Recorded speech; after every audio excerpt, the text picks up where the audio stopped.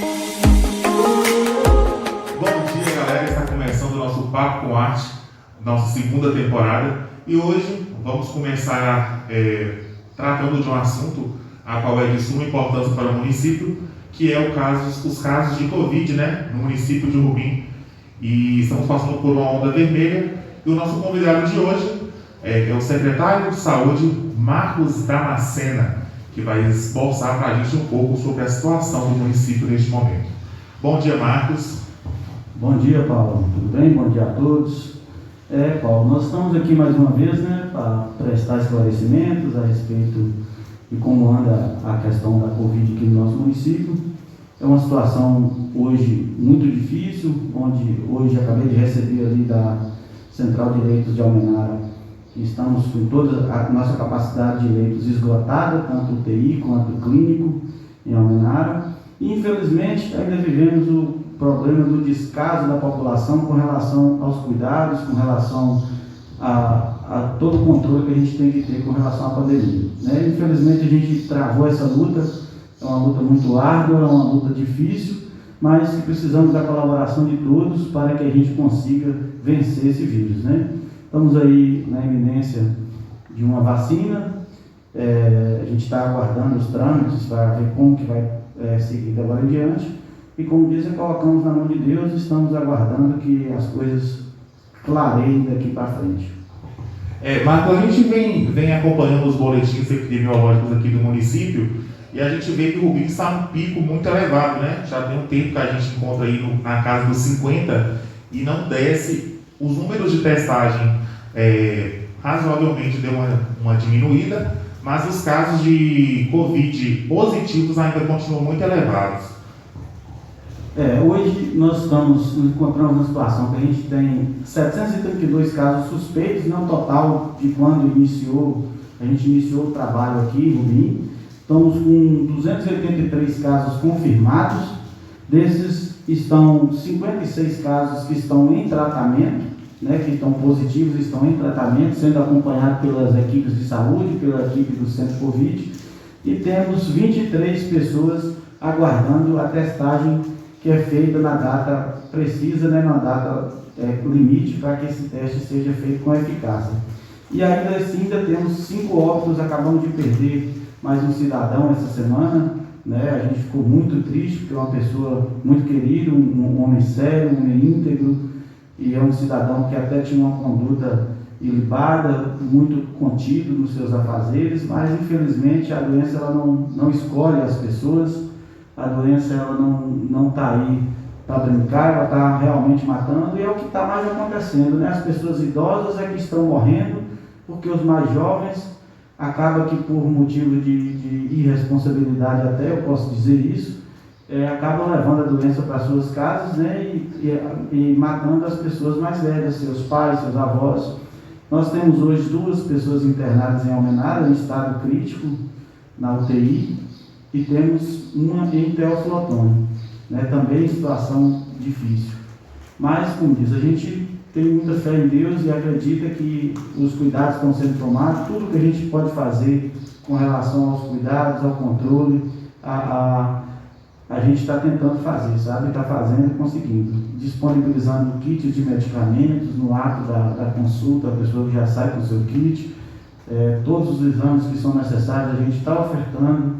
Mas, infelizmente, se as pessoas não aderirem aos cuidados, não tomarem as providências que é preciso, não se cuidarem, infelizmente, a gente vai perder mais pessoas. A gente vem de uma segunda onda, digamos assim, que nós estamos passando por uma segunda onda, vem de datas festivas. Agora nós vamos entrar no mês de fevereiro, que é um mês que é conhecido nacionalmente, que é o mês do Carnaval, e eu acredito que a preocupação começa a ficar mais séria a partir de agora, porque por mais que o município não faça o evento, os eventos fechados, em fundos de quintais, acaba correndo um risco de contaminação da população. E eu queria que você falasse para a gente assim, um pouco também de como será essa prevenção, se vai ter mais vídeos, igual já acontece nas redes sociais, e você vai ter uma punição para essas pessoas que parar esses eventos, né, em fundos de quintais nessa véspera não, nesse período de carnaval? Bem, a gente já visando esse período de carnaval, a gente tomou a iniciativa, Paulo, eu juntamente com o prefeito e a comissão de Covid, que a gente chama de enfrentamento ao Covid, que nós temos aqui na prefeitura, o comitê de enfrentamento ao Covid, né, a gente tomou essa decisão de fazer esse decreto, de soltar esse decreto meados do mês de janeiro, a gente ficar aí 15 dias fechado para ver se a gente controlava um pouco essa situação. Graças a Deus, parece que surtiu um efeito positivo. Os números têm dado uma diminuída, né? A gente estava registrando 15, 20 positivos por dia, nós caímos aí para 7, 8, teve dia que nós registramos 5 casos positivos, 4 casos positivos, então eu acredito que deu uma freada, né? Com esse fechamento dos bares, principalmente, né, os bares e os outros ambientes, e também as igrejas, né, que estavam tendo um surto muito grande de Covid dentro das igrejas, né? Então essa atitude que a gente tomou no início foi justamente para prevenir, para que a gente conseguisse controlar nesse período, porque a gente sabe que cada período festivo é uma oportunidade que a doença encontra dela chegar e se instalar no meio das populações, porque as pessoas acabam dando uma relaxada nos cuidados e vão para aglomerações, vão para as festas e fundos de quintais, igual você disse. A prefeitura não fará nenhum evento festivo nesse período, né, suspendeu todas as datas festivas, todos os movimentos que estavam previstos, a prefeitura suspendeu tudo, porque entende-se que é uma das melhores formas de cuidar da população e de evitar que a doença se instale, é justamente evitando as aglomerações. A gente, com relação à questão da punição, como você disse, Paulo, nós hoje, a gente tem os meios legais, logicamente, juridicamente falando, você entendeu? Mas a gente não quer chegar a esse ponto, até porque a gente acredita e confia na população da nossa cidade, na boa índole das pessoas, que as pessoas têm que entender que o mal, ela não vai fazer o mal, não é só para mim, não é para o prefeito, né? Ela pode estar levando o mal para dentro da sua casa, e é isso que é importante, é isso que as pessoas têm que colocar na consciência deles. Eu posso amanhã, com esse evento que eu vou fazer aqui, como já houve casos dessa maneira, eu posso estar matando a minha mãe, eu posso estar matando meu pai, meu irmão. Então as pessoas têm que colocar na cabeça e ter essa consciência. Nós só vamos vencer essa doença se cada um fizer a sua parte. O que compete a nós fazermos, ninguém vai fazer por nós não, é a gente que tem que fazer, entende? Então eu acredito que a suspensão das atividades festivas já foi uma decisão acertada por parte do prefeito, por parte do gabinete que se formou para decidir isso. Esse fechamento parcial agora, nesse período que antecede as festividades de carnaval, também foi um acontecimento, uma decisão acertada do prefeito. E assim, as ações que a gente vem fazendo com comunicação no meio de rádio, carros de som, eu acho que hoje a divulgação, a televisão, a mídia televisiva, a internet, toda hora, todos os veículos de comunicação que você entrar hoje, que você parar para ouvir, você consegue informação suficiente a respeito. Hoje o que está faltando realmente é consciência das pessoas de entender que a doença ela não está para brincadeira. Afinal, já são mais de 200 mil mortes no país, né? E assim, a gente já corre o risco, a gente já ficamos à mercê dos governantes maiores, né, governo de estado, governo federal, que eles omitiram até o momento, eles negligenciaram essa doença até o momento, onde o mundo estava correndo atrás de uma solução, que é a vacina, e o nosso presidente, o nosso governador não se movimentou para se preparar para isso, para quando essa vacina tivesse um resultado positivo como teve, a gente pudesse adquirir essa vacina em tempo hábil, com maior facilidade e agilidade. Só através da vacina que nós vamos conseguir amenizar essa situação, né?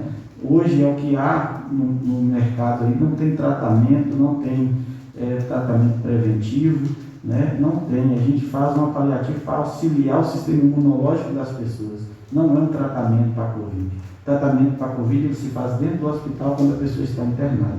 A gente faz um auxílio ao sistema imunológico das pessoas.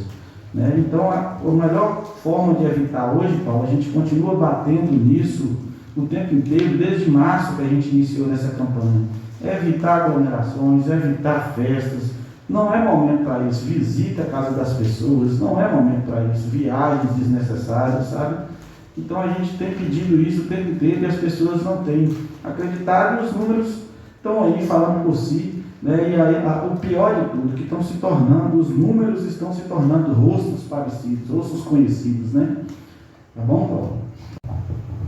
Bom, Marcos, eu acho que a população e a gente também queria entender essa disponibilização do governo de Minas sobre a questão dessas vacinas. O que você teria a falar para a gente, assim, né, para sanar algumas dúvidas que acredito que o município ainda está tendo sobre essas vacinas? Muito boa pergunta, Paulo. Assim, quando a gente vem receber essa questão da vacina aqui, Paulo, ela já vem uma política descendente, né, do governo federal, do governo estadual aos municípios. Ele já disponibiliza a vacina com as notas técnicas, que é elas que regularizam a questão da vacinação, e já vem também traçando os grupos prioritários a ser vacinados. Essa quantidade de doses de vacinas é vergonhoso a gente até falar aqui. O que nosso município recebeu foram 33 doses. O esquema vacinal ele é composto por 2 doses da vacina, então nós temos mais 33 doses a receber, que vai vir. A escolha dos profissionais foi uma coisa bem assim que, como disse, caiu no nosso colo, nós tínhamos que decidir, né, quem teria que tomar essa vacina, seguindo a nota técnica que foi nos enviada via Ministério da Saúde. Lá dizia que os grupos prioritários são os profissionais de saúde, pessoas acima de 65 anos com comorbidades, grupos indígenas, quilombolas, populações que vivem em mesmo ambiente, no caso dos asilados, né? E assim por diante. A gente optou por vacinar os funcionários da Secretaria de Saúde, que é o grupo prioritário, né? Visando priorizar as salas de vacina, que é quem ia vacinar essa população, quem vai vacinar, na verdade, a população quando tiver a vacina para todo mundo. Priorizamos os enfermeiros, que é a linha de frente, né, do serviço público, do serviço municipal, e os motoristas da Secretaria de Saúde, porque é quem faz o transporte desses pacientes com Covid, né, mesmo que a gente tenha todo o aparato, todos os EPIs, para que eles usem, nós achamos importante fazer essa imunização de todos os motoristas. E alguns outros profissionais que trabalham dentro das unidades de saúde que também prestam atendimento ao público, né? Tudo isso com a intenção da gente, quando possível, assim que tiver essa imunização feita, a gente está retomando as atividades, voltando à normalidade. Então nós recebemos uma quantidade irrisória de doses de vacina. Eu sei que ficaram pessoas que se achavam que deveriam ter tomado essa dose de vacina, mas infelizmente não tivemos condições de atender todo mundo. Foi uma decisão bem difícil da gente tomar, uma decisão que a gente ficou assim de coração partido mesmo por ter deixado algumas pessoas de fora, né? Mas como eu disse para os colegas, eu não estou aqui priorizando A ou B, porque se fosse a ponto de eu estar de ter que tomar uma decisão menos humana, no caso, eu teria me vacinado.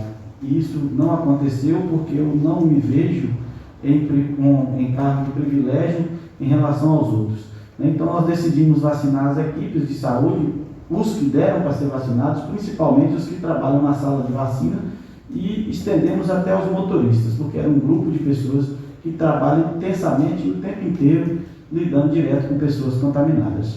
Tá bom? Então estão previstos para a gente chegar dentro do esquema vacinal, após 14 dias dessa primeira remessa, chegar a segunda remessa, para a gente imunizar essas 33 pessoas, né? Eles nem disponibilizaram as 66 doses para que os municípios não fizessem esquema vacinal errado. Porque se não chegar mais nada de vacina, quem tomou uma dose só, ela não vai estar imunizada. Ele começa o processo de imunização, mas ele só conclui esse processo de imunização assim que ele tomar a segunda dose. Então eles disponibilizaram a metade e com 14 dias disponibilizará a outra metade para que essas mesmas pessoas que tomaram a primeira dose se imunizem. E assim por diante. Então agora vamos lá no centro do Covid, né, falar com a doutora Lorena, que vai dar para a gente um pouquinho mais de explicações sobre o Covid no nosso município. Olá a todos que estão acompanhando esse vídeo, especialmente ao Paulo, que está aí na apresentação do programa, e ao Marcos também, que é nosso secretário de saúde, que também foi convidado para participar do programa hoje.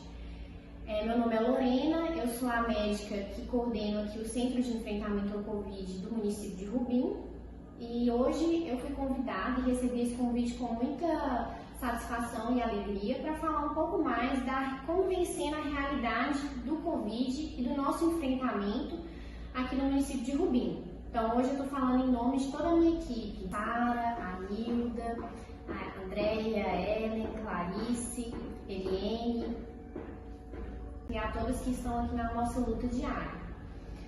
Então o que eu queria falar mesmo é que tem sido um grande desafio. A palavra que vem definir para a gente é um grande desafio todo esse enfrentamento a essa doença que tem sido uma doença tão grave, tão importante e com tantas repercussões que eu acho que ninguém imaginava, né? É uma doença viral causada pelo SARS-CoV-2, que ela se apresentou com uma disseminação importantíssima, né? Que ela se tornou rapidamente uma pandemia. É a pandemia mais importante e mais grave da história recente da humanidade e que ela tem repercussões muito negativas pela gravidade e pelo número de óbitos que podem acontecer em decorrência dessa infecção. A transmissão básica vai ser através de gotículas, né, respiratórias e também pelo contato com substâncias contaminadas.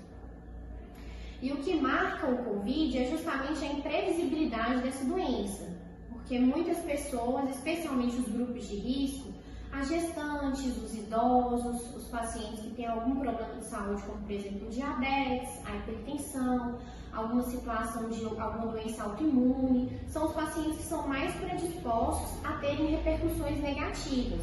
Ainda que a gente não possa falar com certeza que indivíduos jovens, saudáveis, também não possam ter essas repercussões negativas. É esse que é a grande questão.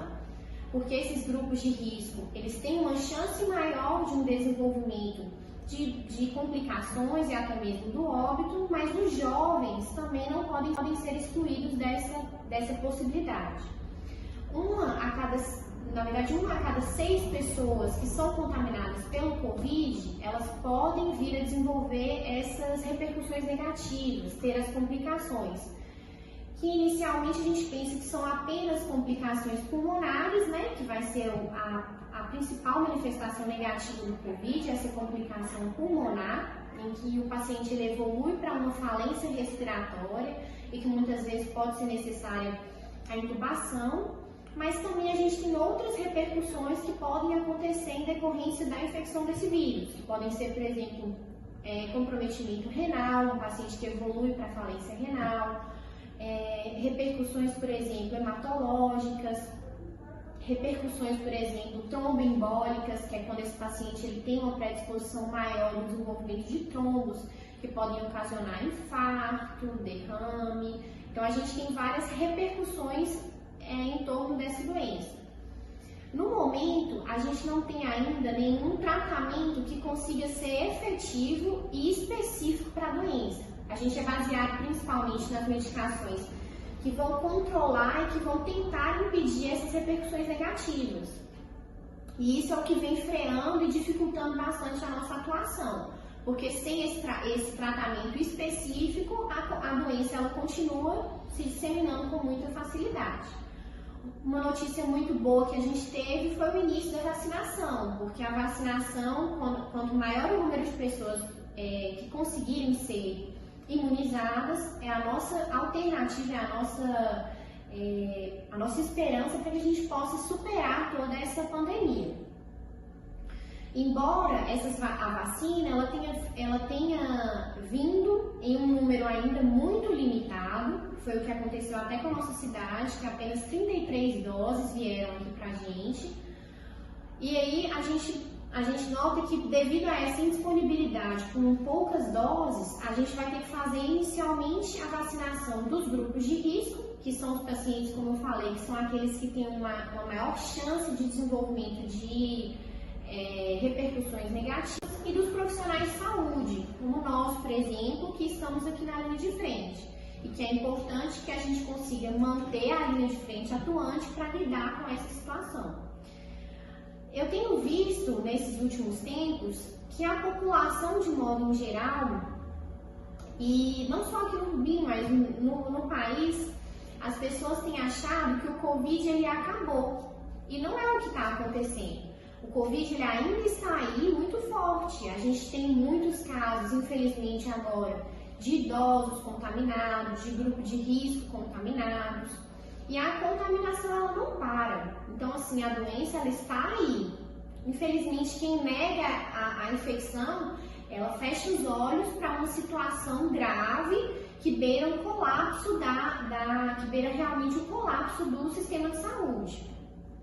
É importante a gente frisar assim, se eu não tenho tratamento efetivo e se infelizmente a vacina ela está começando esse processo, eu ainda não tenho doses para todos, a forma que eu tenho de proteção individual e de proteção especialmente aos meus familiares e aos próximos em relação à infecção do Covid é através de medidas simples, que seriam as medidas de evitar aglomerações, uso de máscara, lavagem das mãos, que muitas vezes são medidas extremamente eficazes e são medidas comprovadas e que são as únicas medidas que a gente tem no momento e que infelizmente são medidas que muitas vezes elas são desvalorizadas. As pessoas muitas vezes ignoram tanto a doença quanto até mesmo essas doenças, essas medidas na verdade. Então assim, o que eu queria frisar a todos aqui, o Covid ele está mais forte do que nunca, a doença ela ainda está presente com muitas repercussões, muitos pacientes positivos e que o que vai ser decisivo nesse momento vai ser a colaboração de cada um de nós, especialmente seja a colaboração não pensando em si, mas pensando especialmente no próximo, nos indivíduos que têm uma maior chance de complicações, que é o que a gente está vendo, né? Infelizmente, nessas 2 últimas semanas, a gente teve um número grande de idosos, de pacientes que têm uma chance maior de repercussão negativa, de óbito. Então, assim, o que eu queria falar para vocês, diante do nosso trabalho incessante para oferecer a melhor assistência possível, ainda que às vezes a gente tenha tanta demanda que às vezes a gente nem consiga atender todo mundo no mesmo dia ou que a gente não consiga dar a rapidez que alguns pacientes esperam, mas que assim, para que a gente consiga manter a nossa frente atuante, a gente precisa da colaboração da população, no sentido de que é tão mínimo e tão eficaz uma pessoa cuidar de si, usar sua máscara, lavar as mãos. Não é o momento agora de participar de aglomerações, é um momento de pensar no próximo, especialmente, para que a gente continue agindo no controle e impedindo a disseminação da doença até que a gente consiga a vacinação do maior número de pessoas. Então, assim, o que eu queria deixar de recado seria justamente esse recado, que a gente, apesar de toda a luta diária, de muitas vezes o cansaço, o desespero perante, muitas vezes, você vê um paciente que está muito grave e que você precisa fazer, eu preciso fazer a transferência, a equipe, a gente sabe a necessidade dessa transferência e que muitas vezes a gente tenta e que não tem leito disponível, a gente não tem os hospitais, eles não é só aqui, mas no geral, eles não têm como, muitas vezes, receber esses pacientes. Então, assim, geralmente o que a gente passa é realmente um desespero. Então, eu peço para que essa situação ela não seja recorrente, seja uma situação pontual. E que a gente só vai conseguir através da colaboração de cada um de vocês. Era isso que eu queria falar hoje. Muito obrigada, gente.